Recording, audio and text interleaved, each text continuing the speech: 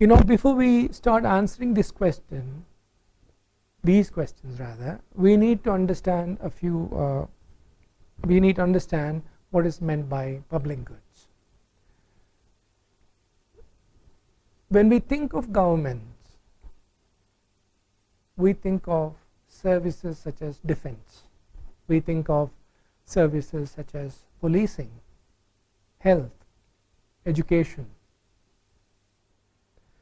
And these have traditionally been ascribed to the responsibility of the government. These services are categorized as public goods.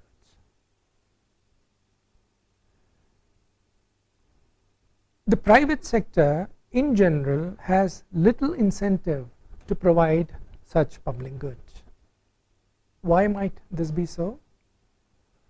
To understand this, we need to recognize that the private sector cannot, at least normally speaking, operate for purely altruistic reasons.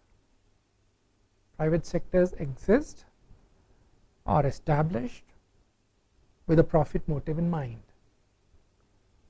In what ways do public goods affect a private sector's profit plans? We can take the help of the basic standard economic textbook, which introduce concepts such as non-excludable and non-rivalry ideas in this domain. What is non-excludability? Think of a lighthouse. You know what a lighthouse is. Think of a lighthouse. A construction of a lighthouse requires quite a bit of investment in land, investment in technology, logistics, resources, human resources, and so on. So it's an expensive proposition.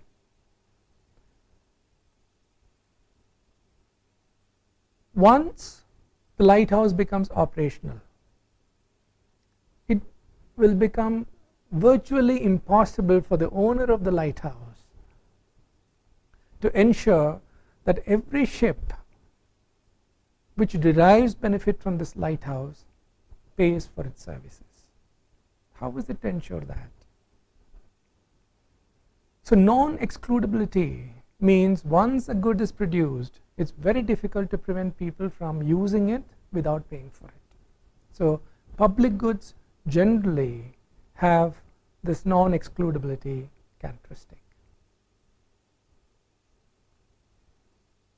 We can look at other examples. Air pollution, for instance. Let's say we come out we invest in some technology which reduces air pollution. The resultant air is free to circulate. That is its characteristic. Air circulates, and everyone is free to breathe in it. One person breathing clean air does not reduce its availability to others. This being so, there is really no incentive for any person to pay for investment in clean air technology. Non-rivalry means once a good is produced for one person, other people can also use it at no additional cost.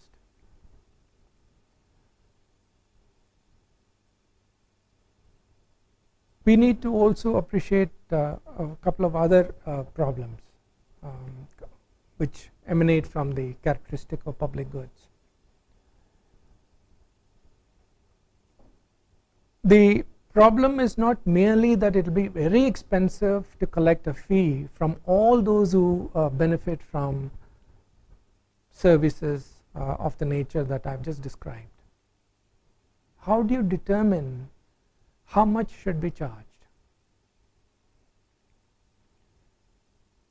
A related question might be, who should pay for it? Should the citizens pay for it, or should the government itself pay for it, either in full or part, or should they be sharing these costs? So our problem domain is really very complex from a public goods perspective. So for all such goods, the public or the social goods, the market mechanism doesn't work very well. And free markets, the private sector, functions only if there are goods or services and there are contractual obligations to pay for such goods and services, and there are cost effective ways of enforcing the obligations. It's just not good enough if there's a contractual obligation and if it cannot be enforced. So both these conditions are critical for the free market, the private sector, to operate in the public good space. So once you look at these characteristics of public goods, you come to realize that this is perhaps a domain, the public goods are those which are best provided by the government itself. We'll leave this aside for a minute.